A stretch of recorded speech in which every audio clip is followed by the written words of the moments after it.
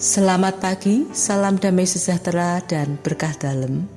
Saudara-saudara yang terkasih dalam nama Yesus Kristus, hari ini, Kamis 8 Desember 2022, kita bertemu dalam sapaan dan renungan GKI Salatiga bersama saya, Dewi Retnowati.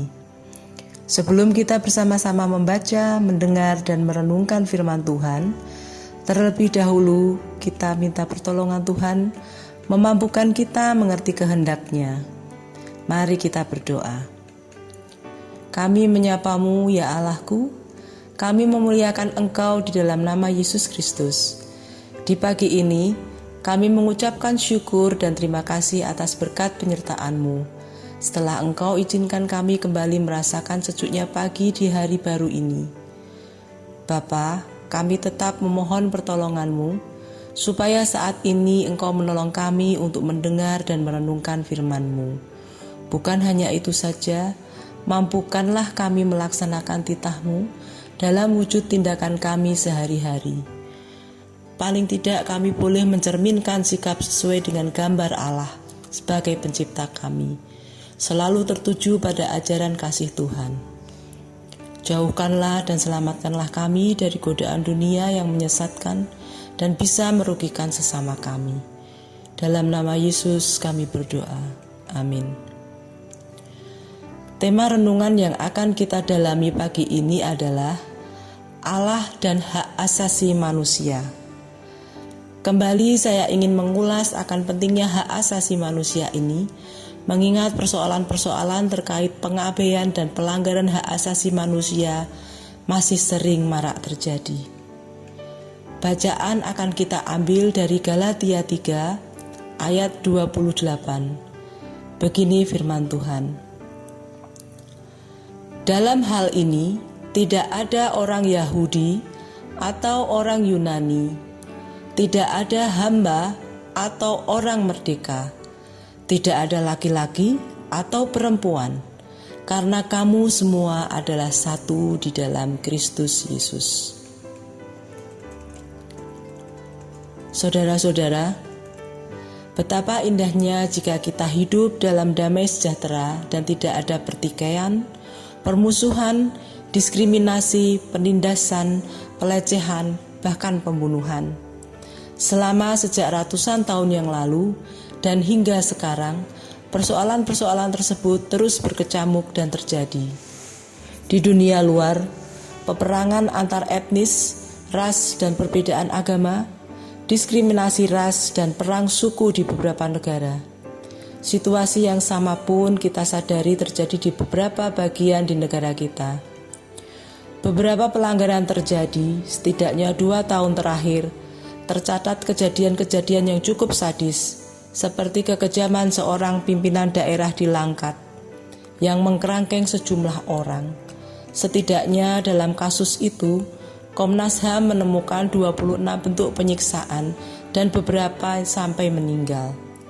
Kekerasan aparat di Wadas, kasus mutilasi di Papua, juga kasus pembunuhan berencana mengatasnamakan perintah dinas. Semua konflik itu meninggalkan duka lara yang mendalam.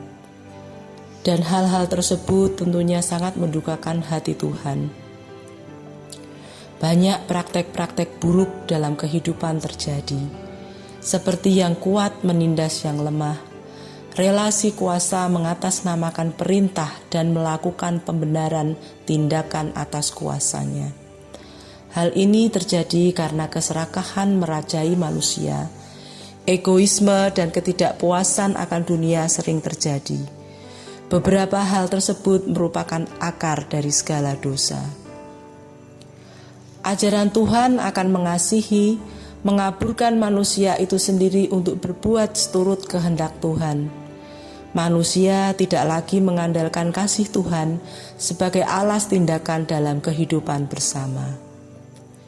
Sejak dulu pun, Allah mengatur tata cara kehidupan manusia yang juga tertuang dalam perintah-Nya. Dari 10 perintah Allah itu, Allah telah mengajarkan untuk menjunjung tinggi hak-hak asasi manusia. Allah melarang keras manusia menumpahkan darah atas manusia lain, menindak hak orang yang lemah, melakukan penindasan dan pelecehan, baik fisik, psikis maupun seksual.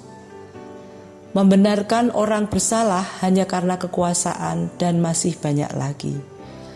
Hal-hal buruk semacam ini masih saja terjadi dan menjadi pelanggaran-pelanggaran yang dilakukan manusia. Jika semua aturan Allah dilakukan dengan sungguh oleh manusia, maka sejak dulu Israel akan menjadi bangsa yang sungguh-sungguh menjadi terang di tengah kegelapan dunia. Israel dipanggil untuk tidak memakai hukum dunia, tetapi hukum dari Allah yang menjunjung hak asasi manusia. Konteks hukum Allah ini seharusnya berlaku secara universal tanpa terkecuali.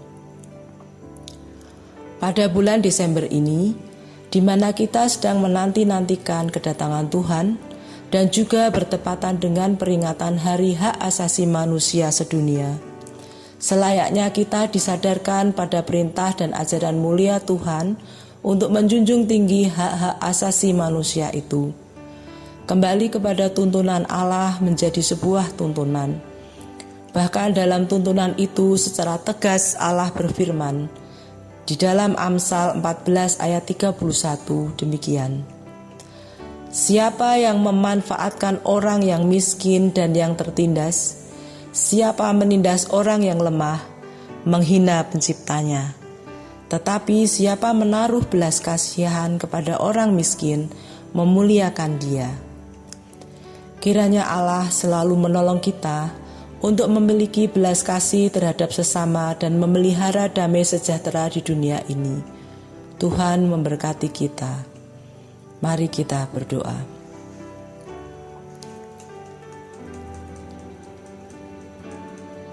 Terima kasih Tuhan atas kasih setiamu yang besar. Dalam kasih-Mu, Engkau mengajarkan kami untuk menjalankan kehidupan tanpa diskriminasi, hidup dalam kesetaraan, karena Allah memang tak memandang rupa. Ya Tuhan, kuatkan pikiran dan hati kami untuk seturut dengan kehendak-Mu. Kami juga berdoa bagi pemimpin bangsa ini, untuk selalu menjadi kepanjangan tangan-Mu, menegakkan hak-hak asasi manusia, dan menegakkan keadilan, sehingga bangsa ini dan juga dunia menjadi terang bagi kehidupan umat-Nya. Berkatilah selalu upaya-upaya penegakan hukum atas nama hak asasi manusia. Di bulan ini kami menantikan kedatangan-Mu, dan hendaknya kami selalu setia dan berjaga-jaga menantinya. Kiranya Tuhan memberkati kehidupan kami hari ini, seperti kami akan berdoa seperti yang Tuhan ajarkan kepada kami. Bapa kami yang ada di surga, dikuduskanlah nama-Mu, datanglah kerajaan-Mu, jadilah kehendak-Mu di atas bumi seperti di dalam surga. Berikanlah kami pada hari ini makanan kami yang secukupnya, dan ampunilah kami seperti kami mengampuni orang yang bersalah kepada kami. Dan janganlah membawa kami ke dalam pencobaan, tetapi lepaskanlah kami dari yang jahat. Karena Engkaulah yang mempunyai kerajaan dan kuasa dan kemuliaan sampai selama-lamanya. Amin. Selamat beraktivitas Ibu, Bapak, dan Saudara. Tuhan menyertai kita. Shalom.